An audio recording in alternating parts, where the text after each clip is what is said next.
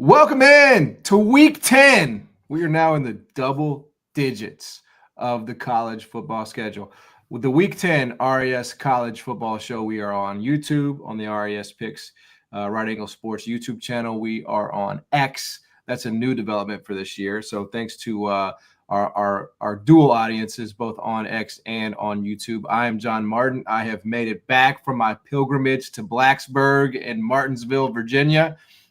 Joined as always by my friend Eddie Walls. Just a minute, he's going to give you his best bet of the week 10 slate. We both swept on the college football show in week 9. We're going to hope to keep that rolling here in week 10. Really quickly before we get started, do need to mention college basketball package is once again live. College basketball starts next week. Okay, I don't know if you people are prepared for this. I don't know if your bodies are ready for this, but college basketball starts next week, and the RES team is feeling really good about it. The package is available at respicks.com. Later release times, so it's just going to be an easier, package to follow. So make sure you get that package at respicks.com. Eddie, how you doing, man? And what do you have for us this week? Yeah, it's going to be game 321, 322, first game on your rotation schedule for Saturday. It's going to be ULL, South Alabama, under 54. I follow the Sun Belt just like I follow the MAC or any other conference, really, other than maybe the SEC. And ULL's offensive line has been banged up all season long. It's been unbelievably banged up. I think they're down 4 starters on their offensive line. They had to go with Lunch Winfield because their quarterback that they got from LSU isn't very good, plus banged up. Lost 2 of their top wide receivers. They got one of them back last week. South Alabama just wants to run the ball. The most that they've thrown the ball the entire season was last week against Georgia State, 22 times. They're about 70-30 run. Their run defense is pretty banged up, but ULL doesn't pose too much of a threat of explosive plays. I was much lower on the market here than 53.5, 54. I see it moving, but I'm fine with all those numbers. I was 51 for transparency, so 53, 52.5 would probably be cut off for me. I think that USA has a coach that is pretty bad, and I think ULL just had too many injuries throughout the year. I have no idea what happens when you get an offensive coordinator hire as a head coach, and he just decides he's going to run like an Army-style offense at 65, 67% run. Didn't make a lot of sense to me, but I have profited off of it all season long and continue to do so. So hopefully you guys do as well. There you have it. I mean, I hate to just, throw you in. It's like, I don't even get a how you doing, how we feeling. It's like, give me the damn bet, Eddie. Right. Bet, yeah. Yeah. How are you? How was the trip to Blacksburg? It was absolutely amazing. I have, believe it or not, never been to a college football game until this weekend that did not involve the University of Memphis. I had been to an Ole Miss Memphis game in Oxford, but I had never been to a non-Memphis game at all at a Power 4 level. And I don't have anything to compare it to other than Memphis and an Ole Miss game, but the environment, just the whole thing, right? Leading up to the game, the entrance. Yeah. College football is an identity in Blacksburg, Virginia, man. Like it is what they do. They don't show up, they don't show up hoping to win the game. These fans, they show up to participate in the win. You know, like it was really a special experience. I would encourage anybody to go up there, and the campus is freaking beautiful too, man. It's like Hogwarts. Right. I mean, yeah, I've heard nothing but good things. I've never been to a game like that either. I was just telling you, the only game that I've ever been to at like a P4 level was Colorado versus Oregon State, when Colorado was like absolutely awful. And it was like cold outside, and me and like 1,200 students that were all smoking weed. It was like, it's Colorado. So, right. That's just kind of what to be expected. But yeah. Exactly. As always, we're going to go through, a few of the biggest games on the slate. And if you have any questions, in the chat, make sure to get those in, and I will throw those at Eddie throughout the course of the show. Somebody in the comment section asked, can we get thoughts on USC and Nebraska? We will touch on USC and Nebraska. We will get to that here in just a little bit. But Eddie, let's get underway here. We are going to start with Vanderbilt at Texas. Vanderbilt just, on fire as a program right now, as a team right now. But they are 3-point underdogs on the road at Texas with a total here of 47. Yeah, I mean, I've been perfect with Vanderbilt. I've only gotten involved with one Texas game this entire season, which I thought was kind of shocking, seeing as I seem to bet like every single team in the country. But I don't really have a good feel for Texas at all. They look very, very weird to me. Like their defense is really good, but they're missing a bunch of defensive backs. Pavia probably takes advantage of that. I don't know the status of Manning. I know that he practiced yesterday along with the safety. That's very key. I saw there was big over money here this morning. Somebody faked it down and then somebody blasted it up. If you're into screen moves, then over is probably pretty good because, I mean, if somebody goes down and then it goes back up, it's usually pretty legit. I don't have anything personally. I'm just a Vanderbilt fan at this point. I'm trying to get a hat, but I don't know. I don't know where to get one in Colorado. I guess I have to go online. But yeah, you're gonna have to do online commerce, Eddie. You know, I think I can send you a link. Yeah. I think my wife has a crush on Diego Pavia. I'm pretty sure. I just noticed that she watches every Vanderbilt game. We watched that Netflix series about the SEC and the docu-series. And now she's like looking up how tall he is and why he's not going to be a Detroit Lion. It's getting a little weird around the house, but that's all right. That's all right. I got a pass with Rihanna. I can see it happening. That's right, buddy. We got passes. Dan Campbell and Rihanna. Hey, there you go. I tell you what, I have heard Rihanna is an avid viewer of the show. That's you know that spam likely call that you got? I'm pretty sure that's her. Been ignoring it for years now. Yeah, she says she says you have a big pick. Right. Big pick. Oh, whoa, John. Get me in trouble again, buddy. A big pick of the week. A big pick of the week. Yes. Okay. Yes, all right. She tunes in for the best bets. I don't blame her. They're doing well this season. 6-3. That's right. All right. Moving on here. Staying in the SEC. Georgia on the road at Florida. Georgia laying 7 here with a total of 50.5. Yeah, I want to bet Florida, but I don't have the numbers to back it up. I just really like betting on teams that just lost their head coach in the following week. It's been something I've been doing for years across all sports. But to be clear, I'm like -9.5, almost 10 on this game. I don't trust Georgia's pass rush. I don't trust their secondary. I don't necessarily trust DJ Lagway in a big game either. Other than Texas performance, I really don't have any, I don't have anything of substance that backs up that he's a great 5-star future NFL quarterback. Maybe there's this coming out party again. Florida is a very weird program. They didn't start 4 of their secondary players in that game against Mississippi State. I don't know where their head's at with the portal and so much NIL at a program like that.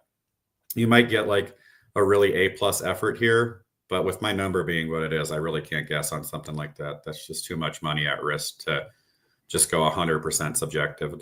I do make numbers, so. Right. What is this? They call this the world's largest cocktail party. Is that the? I think so. Yeah. I think that's something this like game. that. Yeah. So, all right, moving on here. If you have any questions, as always, make sure to get them in the chat. We are going to cover some of the games that you guys have asked about, so won't get redundant here. Cincinnati at Utah. Utah laying 10, total here at 54.5. I bet Utah all Monday morning at 7. I don't think I could touch it at 10. I'm just being transparent. I made it 9.5, 10. I think that they're a much better program. I will also say that Cincinnati really hasn't played a true road game. They played Kansas at Kansas, and then they played a dead Oklahoma State team. This is a whole different ball of wax. Nighttime at Salt Lake City is crazy, and Utah has a defensive line and offensive line that Cincinnati really hasn't faced this season yet. Huge task, obviously. Dampier is going to be back. That's already been verified. I don't really understand the under money. If you like Cincinnati, then it's correlated to the over because you would think that Swarbsy is able to get something done. But man, I don't know. Other than the Nebraska game in week 1, which looks like an outlier for both teams where they couldn't score, I really trust Utah and Whittingham in a program like this. This is very strange to say, but if Utah wins out, I think that they have a very good chance at going to the Big 12 championship game and making it in the playoff. So that future is actually something that I looked at while I was at Kiosk on Sunday or Monday. Andy, by the way, chimes in. If you don't like watching Pavia play, then that's absolutely true. That's absolutely true. He's the most fun player in college football. He's really short. He's super feisty, crazy gritty, takes a million hits, pops up every time. There's nothing absolutely special about his arm. he's just Mhm. great. He's been great forever. I loved him at New Mexico State. I'm just a fan of Jerry Kill, Diego Pavia. The whole story is just great. And Stalwart. I think it adds that he's doing it at Vandy, right? If he was at Right. like a power school, historically, I don't think it would hit the same. But because it's like they're kind of intertwined, right? Vandy and Pavia, like Yeah. it's pretty great. It's pretty It's the great. comeback story. It's great. Absolutely. It's good for college football. It's good for everything. Yes. People asked about this game. USC at Nebraska. USC is a 6-point favorite on the road with a total here of 59. I played over, and I would still play over at 59. I made it 61 and a half, 62. I don't quite understand how this game unfolds without either teams really don't have much success running the ball. You're not going to run too well on Nebraska's defensive line, and if you do, then it's going to be explosives. But I think that USC has a shaky secondary. I think Nebraska's secondary is completely overrated because they haven't faced too many good quarterbacks and too many good wide receivers. I think Nebraska's super live here. Like, honestly, like I don't really like Matt Rule in these spots. I specifically don't love Raiola. But if there's a perfect opponent to pick on, it's a team with a bad secondary going to Nebraska. I memean, that's a very, very difficult place to play. You were just talking about Virginia Tech. Nebraska's wild as well, just, watching it on TV. I just, there's no way that you're going to win this game playing short. Like, they're going to have to take chances. They're going to have to try and hit explosives. Nebraska is. And I think there's a defense that's susceptible to both. I played over in this one. I got a couple questions in the chat. Go Blue asked, do you agree with the Michigan money? It's out past 21 now. No, I do not. I don't think that Purdue is necessarily giant killers or anything like that, but I've seen no evidence of Michigan being the team that wins by 3 touchdowns. They could only beat New Mexico by 2 to begin the year. Their defensive line is super stout. I still have questions about their secondary. Underwood looks good, but not great. Very inconsistent, like a true freshman would. And Purdue, Odom has done something that nobody seems to be talking about. If you look statistically, their defense is really, really good. It's like a top 50 defense. If you'd have taken that from last year, you would have gotten my house. I think they're like 127th in the nation or something. And I like Brown. I like what they do. I wish they were a little bit more explosive for a game like this, but I did bet the under and I did bet Purdue plus 21 and a half. Guess there's probably 22s out there now, which seems crazy to me personally. You'd have to have a lot of faith to be laying 3 touchdowns with an offense that goes as slow as that, that's super run heavy, doesn't hit a lot of explosive unless Underwood gets free in the open. I don't know. I like the run defense of Purdue. Don't really trust the secondary of Michigan. I think it's a little bit closer than 21. A couple more here before we get to our final game on the docket. People are asking about Tennessee, Oklahoma. That is the last game that we will talk about. And then I will give a best bet. And then we will get up out of here. Buffalo Bowling Green. David asked. Troubling to me. I don't quite understand where the Bowling Green money is coming from. They don't know who their quarterback's going to be. You don't know who their quarterback's going to be. They lost another quarterback. He went out with a significant injury last week at Kent State, and then they fell apart. And even if they do have Pine, they have like the lowest success rate passing the ball, even with Pine. I think it's less than 6 yards per pass attempt. Buffalo's run defense is really, really good. I think the wrong team's favored here. I don't really quite understand. I know the Bulls have been possibly one of the biggest disappointments in college football. They brought back their entire team and regressed. But I just have a hard time believing in this Bowling Green team. One more loss, they're not bowl eligible. That matters in the MAC, the Sun Belt Conference, USA, et cetera.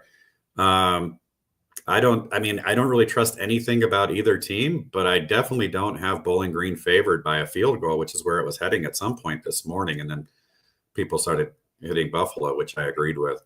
I took the 2. I don't mind a money line play on Buffalo either. Buffalo only has 1 loss in conference play. Things could shake out to where they're still in the conference championship game. They're still playing for a lot, and they're still healthy compared to Bowling Green. I do like Eddie George as a hire, by the way, but that's a different story.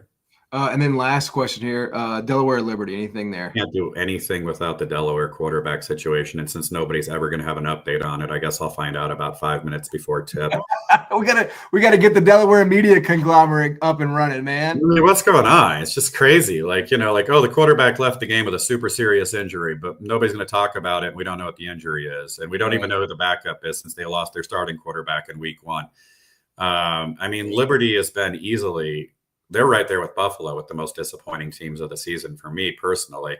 I remember telling somebody, if Chadwell doesn't win Conference USA this year, then I really have to downgrade him. I think he's like a 10-point underdog to Kennesaw State at this point. It's crazy. I mean, with the resources and the players and the coaching staffs that they have, just crazy. But yeah, if you know that the Delaware quarterback is out for sure, then Liberty's a slam dunk.